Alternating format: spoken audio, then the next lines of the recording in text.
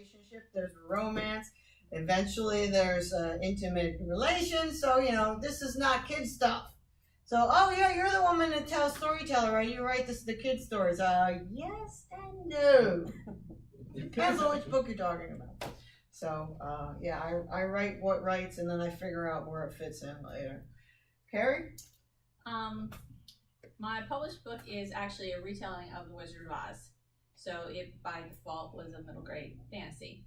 Although it's actually a science fiction twist to it, so it's a little bit of both.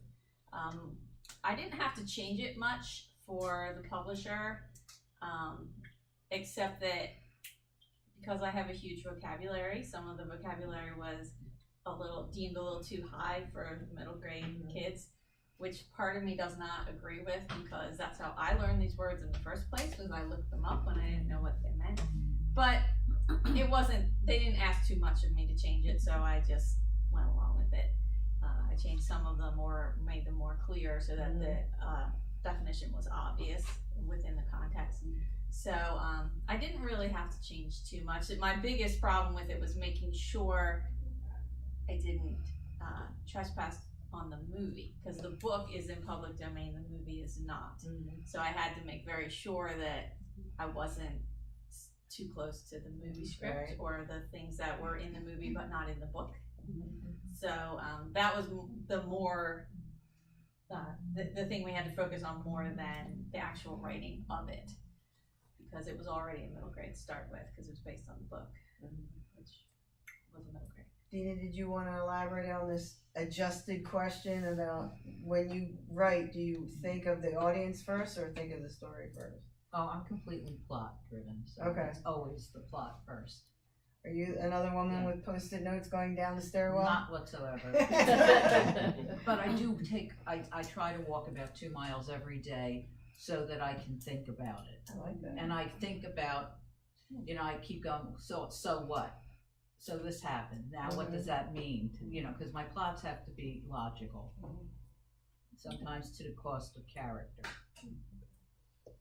Well, that actually will lead into our next question, and you can finish the thought with what are the behaviors, routines, and strategies for giving yourself writing time and getting it done and finding inspiration? How does your writing mind work? Deadlines. I gotta have deadlines. Do you give them to yourself or your publisher gives them?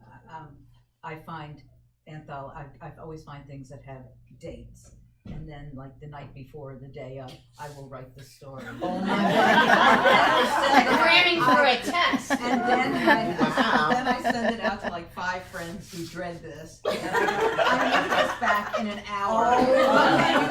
Can you please proofread this and tell me if it's logical? You have very good friends. Yes. Oh my gosh. But they're short stories, so Still. The longest one is 5,000 words, and that's stretching it.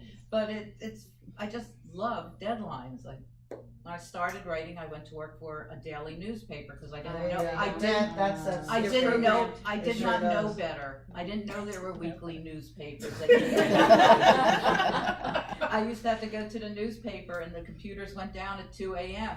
And so if I wasn't done, I had to wait until 5 to finish the story, the news article. So, I learned deadline writing, and, sometimes I think about stories. Sometimes I have stories in my computer for 2-3 years before I finally finish it, but a deadline will move me. I know it's terrible. No, it works for you. That's really what matters. Yes, deadlines are crucial. Yes, and I work better under pressure. Okay. I do. I really do. It's like, come on, get the ball rolling. But if you're on me, like, we have a deadline December 31st, I'm like December 25th, Christmas Day, I'm like, oh, I gotta get done. I gotta get done.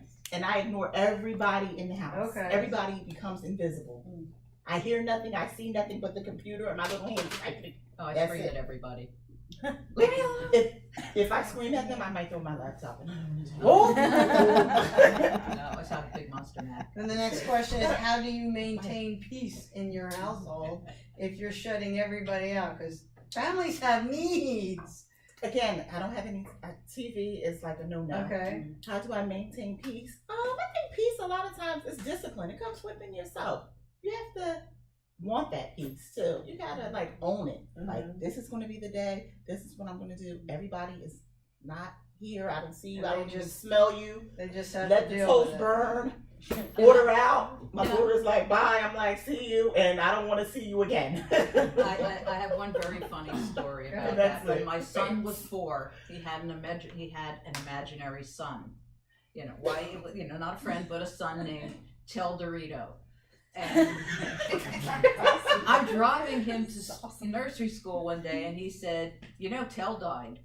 And I went, "Oh, well, that's terrible. What happened?" Well, I was working on the computer and he kept bothering me and I kept saying, "Not now, I've got deadline." So he drank poison and he died. That's something my daughter would say. man. That's a good one. The son of a horror writer. How about you, Jen? How do you manage your writing?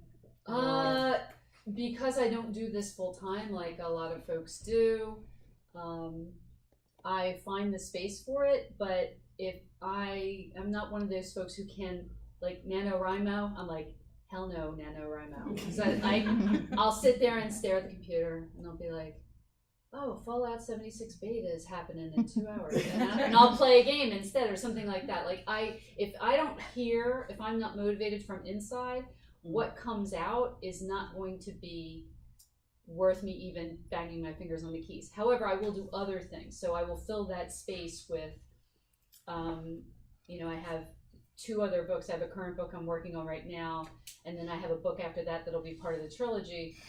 So I am sketching out. I am not outlining. I've got nary a Post-it note. I have a bunch of crap scribbled on, pieces of paper about, characters, and just to get a vague idea of who they are, where they are, settings and things like that. Maybe specific scenes, because when I write, I see everything as a movie scene. Right. So I'm very visually driven inside my head, and then I translate into words. So those are the things that I will write down, because then that will inform what I'm currently writing for the 3rd book. So, like, the 1st book is in the middle. The one I'm working on right now is a prequel. Oh, wow. And then the 3rd is a sequel wrap-up. So I'm bouncing between spaces. Yeah. So I'm actually, timeline. yeah, I have all these things in my head, but getting them down, at least that makes me feel like I'm somewhat productive. But really, I just grab the space and the time that I can when I can. And sometimes that's in between clients. I find that if I don't push the writing, then something in my daily life will better inform me when I write, because I do work in people's head spaces all the time. Okay. So I have found that by waiting until I get more information, and I'm like, now I know how I'm going to make this click, or what if they felt like this, or what if this happened. And so I really don't push it. I kind of let it be more of a natural evolution. Plus, like I said, I'm a giant 5-year-old, so I really don't want it to feel like a job. If I have to do this from 9 to 5, it's not going to be fun for me anymore. It's all about my fun. It's all about me, because it is. That sounds awfully familiar. You just have to own it. I mean, let's face it, we do what we do because we like to. You like deadlines. You had something you had to get out. You wanted to get it in print, so you were paying attention to the parameters you had to function with. If those things matter to you, you'll do it. They don't. Otherwise, it's like, we're all self-serving. Humans are innately self-serving. We just, some of us own it and some of us don't. I juggle between things, and I swear it's like I have OCD or ADHD or something. I'll start on something. I'll have 5 projects going around the house, and as I run through the rooms, I'll do a little more of this one. I'll do a little more of that one. Oh yeah, now I figured out how I wanted to end that paragraph, and then I'll get back to the computer. So finding time to sit down, and I have to shut it out. When I was younger, I could have the TV on, I could have my music on, I could have the laptop in my lap, and I could get stuff done. Now, if the TV's on, I can't shut it out, and I can't. So help me, if I look up, I'm trapped in the screen. So Brian's watching TV, I got the headphones on, and I have to force myself. This is what you're working on. And when I find that I've read the same paragraph 5 times and only made 2 corrections or 2 adjustments, it's like, okay, take a break, close it, set it aside, pull out a magazine or a book or something like, or drown myself in the TV for a little while. I also find that I'm always analyzing, no matter what shows on TV. That was a really good piece of dialogue, or I liked how they ended that, or, well, that was lame. I know I could write better than that. So, that editing, writing mind is always there for me. So even if I'm cooking dinner and something pops in my head, I've got a little notepad there, or if my computer's right there, I'll do a little quick note and then highlight it or something so that I can find it later. It never shuts down. 3 in the morning, I'm wide awake, laying there tossing and turning, trying to figure out how to end a scene that's not working for me or something. So the writing mind never shuts down. It's just a matter of corralling it when I need it to be working on this. This is what needs to be worked on there. Don't worry about that. And as running 2 writers groups, I'm also sending homework out to everybody from time to time. And guess what? I don't not do it myself, although today I was too crazy. You guys are writing about your objects and I'm going, usually my face is in the paper and writing stuff down too, so I took a break. So juggling and going back and forth, I don't even know if it works for me. Things get done, maybe not in a concise and coordinated way, but the dogs, suddenly the little 4 o'clock bird goes off on the clock and the dogs are rushing out to the laundry room because that's where I keep their food. Feed me. About 1 o'clock, the cats are all around my ankles. Hey, where's the canned stuff? So I have to work with other people's schedules a lot of time, and so there's just not enough time for me. Kerry, the politician. Yeah, Over right. here. Talk about juggling. So, Kerry, what about you? Oh, what about me? How about you? I've forgotten what we're How do answering. you juggle your writing time with everything else in your life? How do you approach I it? will be completely honest here. The past 2 months have been an epic writing disaster for me. I have gotten my blog posts out on time, but as far as creative writing, it has just not been happening. My husband has been away since May, so it's just been me. It's also been my daughter's birthday and my anniversary and Halloween, and I was running for the school board in the elections. So things got kind of crazy, and the creative writing kind of just, because with all of that, my anxiety went through the roof. I have anxiety disorder, so, and when I'm anxious, my head just spins in nowhere land, and I can't focus on things.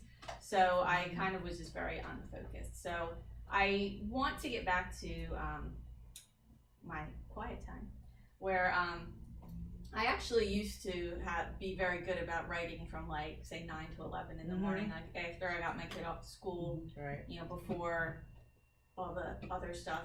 I'm also the PTA treasurer, so I got a couple things going, and so I hope to get back to that, because I really need to, but part of it will be, I think now that the election's over on many levels, not just school board, but higher up the thing, I think my anxiety level will be coming down, and I hopefully can get back to that. But I usually do try and mark out some time during the school day, because weekends, they just take on a life of their own, and when I can do that, I can make some pretty good progress, but I just haven't been able to do it lately.